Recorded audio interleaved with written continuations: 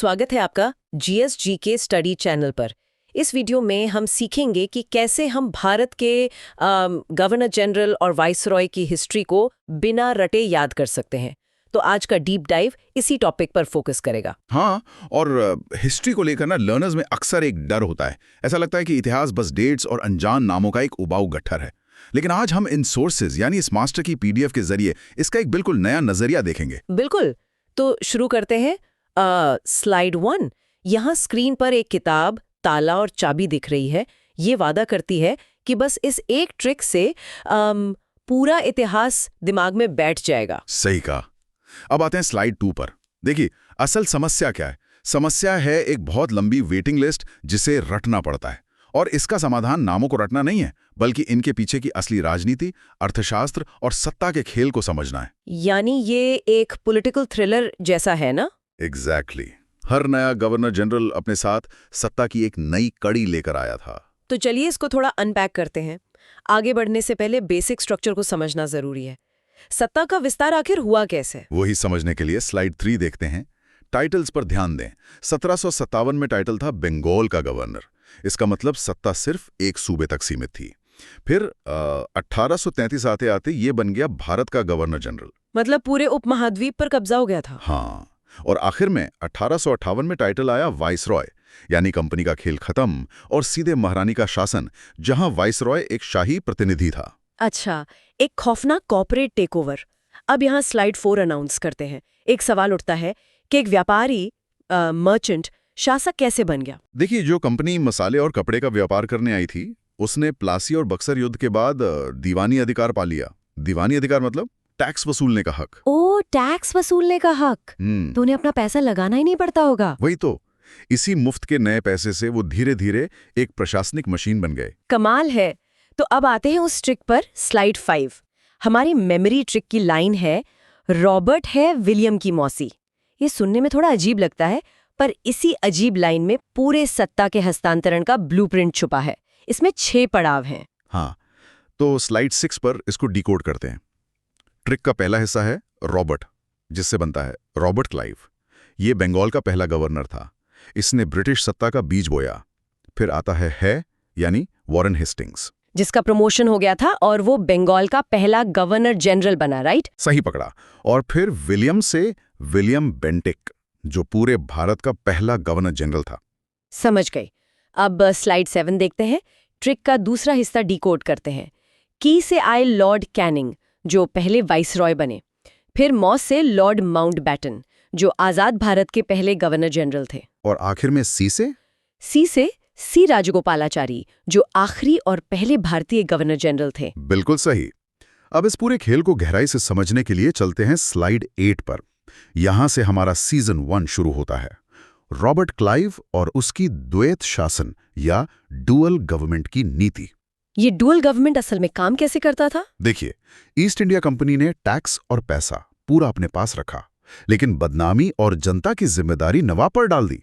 उनका असली मकसद सिर्फ लूट था, जिम्मेदारी नहीं। राइट। तो स्लाइड 9 देखिए। अगर मैं इसको एक एनोलॉजी से समझाऊं तो क्लाइव ने एक फंडा बनाया, लेकिन वॉरेन हेस्टिंग्स, जिसे द फिक्सर कहा जाता है, उसने आकर उस फंडे को एक कानूनी ढांचा दिया। हाँ, हेस्टिंग्स ने हस्ते में यानी थोड़ी जल्दी में फिक्स किया। उसने 1773 का रेगुलेटिंग एक्ट लाया और 1774 में सुप्रीम कोर्ट बनवाया। लेकिन ध्यान देने वाली बात यह है कि यह सिस्टम न्याय के लिए नहीं था। तो फिर किसके लिए था? ये लूट को लीगल बनाने के लिए था, ताकि ब्रिटिश संसद कंपनी के भ्रष्ट अधिकारियों पर लगाम कस सके। मतलब लूट तब भी जारी थी। अब आते हैं स्लाइड 10 पर। ट्रिक वापस याद करते हैं। कॉर्न यानी भुट्टा। भुट्टा खेत में होता है और खेत का कनेक्शन जमीन से है। तो लॉर्ड कॉर्नवालिस हुए द लैंडलॉर्ड। सही। कॉर्नवालिस ने 1793 में स्थायी बंदोबस्त यानी परमानेंट सेटलमेंट लागू किया। उसने रातों रात जमींदारों को मालिक बना दिया और सदियों से जमीन पर खेती कर रहे किसानों को मजदूर बना दिया। पर एक पुशबैक यहाँ उठता है, उन्हें अचानक पुलिस और सिविल सर्विस की जरूरत क्यों पड़ गई थी इस दौर में? क्योंकि नई टैक्स व्यवस्था लागू हुई थी। किसान गुस्से में थे और मराठा या मैसूर से युद्ध लड़ने के लिए फिक्स्ड इनकम चाहिए थी। तो इस टैक्स व्यवस्था को बचाने के लिए उन्हें एक डंडा चाहिए था, जो पुलिस बनकर आई। ओ, यानी जनता को कंट्रोल करने का डंडा। आगे चलते हैं स्लाइड 11 पर। लॉर्ड वेल्सली, जिनकी ट्रिक है जेली, यानी जेली की तरह चिपकाना, इन्हें द स्टिकी ट्रैप भी कहते हैं। हाँ, क्योंकि इन्होंने सहायक संधि यानी सब्सिडियरी अलायंस लाया। ये राजाओं के लिए एक मीठा जहर था। अंग्रेजों ने ऑफर दिया कि ब्रिटिश सेना राजा की सुरक्षा करेगी, पर सारा खर्च राजा देगा। जिसका नतीजा ये निकला कि राजाओं ने अपनी आजादी खुद ही बेच दी। बिल्कुल, और सबसे पहले निजाम इस ट्रैप में फंसे थे। अपना पैसा देकर दुश्मन को घर में बिठा लिया। वही तो। चलिए अब स्लाइड 12 देखते हैं। लॉर्ड विलियम बेंटिंग, इनकी ट्रिक थी बैटिंग करके समाज की बुराइयां बाउंड्री पार। तो ये द रिफॉर्मर थे। इन्होंने 1829 में सती प्रथा और ठगी का अंत किया। हाँ, ये सुधार तो थे, पर उस दौर में एक और चीज आई थी। हाँ, मौकाले की अंग्रेजी शिक्षा 1835 में। पर क्या सच में उसका मकसद भी भारतीयों का सुधार करना था? नहीं, इसका असली मकसद मार्केट या बाजार की जरूरत थी। वो चाहते थे कि रंग रूप से भारतीय पर सोच से अंग्रेज बाबू या क्लर्क तैयार किए जाएं, जो उनका ब्रिटिश माल खरीदे। मतलब हमारा माइंड कंट्रोल करके हमें अपना कस्टमर बनाना। अब स्लाइड 13 अनाउंस करते हैं। Lord Dalhousie, the two aged sword. इनकी ट्रिक थी दाल में काला था, रेल लाया पर हड़प भी की। 1853 में ट्रेन, पोस्ट और टेलीग्राफ आए। ऊपर से देखने पर ये सब विकास लगता है ना? हाँ, पर उस विकास के पीछे का मकसद क्या था? मकसद था कच्चा माल जल्दी से पोर्ट्स तक ले जाना। और दूसरी तरफ डलहौसी की हड़प नीति या डॉक्ट्रिन ऑफ लैप्स थी। अगर बेटा नहीं है तो राज्य सीधे हड़प लिया जाएगा। झांसी, सतारा, नागपुर, इन सब पर ऐसे ही कब्जा किया गया। विकास तो बस एक मुखौटा था। और इन्हीं सब मुखौटों और नीतियों का नतीजा था विस्फोट। स्लाइड 14। 1857 का विस्फोट। डलहौसी ने जो बारूद बिछाया था उसमें आखिर आग लगी ही गई। सत्ता कंपनी से छीनकर सीधे ब्रिटिश क्राउन को दे दी गई। वही। और इसके बाद आते हैं स्लाइड 15 पर। लॉर्ड कैनिंग, जिसे हम द सर्वाइवर कहते हैं। इनकी ट्रिक थी क्लेमेंसी कैनिंग, यानी दयालु। इन्होंने 57 के बाद नरम नीति अपनाई। पर नरम नीति क्यों? क्या उन्हें सच में अपनी गलतियों का एहसास हो गया था? ऐसा बिल्कुल नहीं था। वो समझ गए थे कि बचे हुए राजाओं को क्राउन का वफादार बनाना जरूरी है, ताकि भविष्य में अगर आजादी की कोई और लहर आए तो ये राजा उनके लिए एक ढाल का काम करें। अच्छा, तो सब फ्यूचर प्लानिंग थी। अब आते हैं स्लाइड 16 पर। लॉर्ड कर्जन, यानी द डिवाइडर।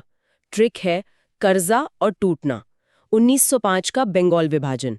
उनका फेक बहाना क्या था और असली साजिश क्या थी? फेक बहाना था प्रशासनिक सुविधा। वो बोले कि बंगाल बहुत बड़ा है, कंट्रोल नहीं हो रहा, पर असली मकसद हिंदू मुस्लिम एकता को तोड़ना और राष्ट्रवाद को कमजोर करना था, यानी फुट डालो और राज करो। समझ आए इनकी चालाकी। अब लर्नर्स अगर ध्यान दें तो स्लाइड 17 पर एक रैपिड फायर मेमोरी टेस्ट है। पुरानी ट्रिक्स को मिलाना है। कॉर्न मतलब खेत यानी स्थायी बंदोबस्त, जेली मतलब चिपकाना या सहायक संधि, और बैटिंग मतलब सती प्रथा का अंत, रेल मतलब हड़प नीति, और कर्जा मतलब टूटना यानी बंगाल विभाजन। Perfect revision. तो अब चलते हैं स्लाइड 18 पर। Imperial reality check. यहाँ भ्रम और हकीकत को क्लियरली दिखाया गया है। हाँ, देखिए, रेलवे, सिविल सर्विस और शिक्षा का घोषित उद्देश्य था हमारा विकास करना। ये एक भ्रम था, पर असली साम्राज्यवादी मकसद सिर्फ भारत का आर्थिक शोषण करना था। राइट, और इसको हम स्लाइड 19 के जरिए बहुत विविडली देख सकते हैं। The dark engine of imperialism. ये इमेज विजुअली सब कुछ क्लियर कर देती है। बिल्कुल। एक ट्रेन है जहां कच्चा माल और पैसा बॉयलर में जा रहा है।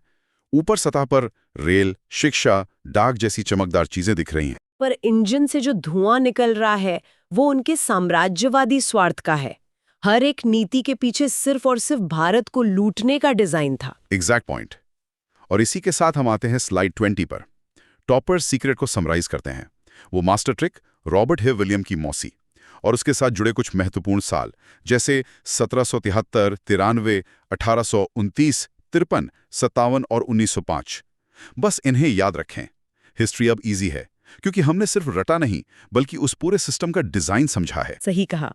आज हमने देखा कि कैसे सुविधा यानी कि कन्वीनियंस और एजुकेशन के नाम पर एक सिस्टम ने पूरे देश का कंट्रोल ले लिया। तो आज के टाइम में हम सभी को एक प्रोवोक करने वाले थॉट पर जरूर विचार करना चाहिए। क्या आज के इस डिजिटल दौर में भी ऐसी कोई सुविधाएं हैं जो ऊपर से हमारे फायदे के लिए दिखती हैं, पर उनका अपना एक डार्क इंजन है जो हमारा डेटा या हमारा टाइम कंट्रोल कर रहा है? क्या हिस्ट्री अलग रूप में दोहरा तो नहीं रही? इस पर आप लोग जरूर सोचिए। हमारा ये डीप डाइव सेशन यहीं समाप्त होता है।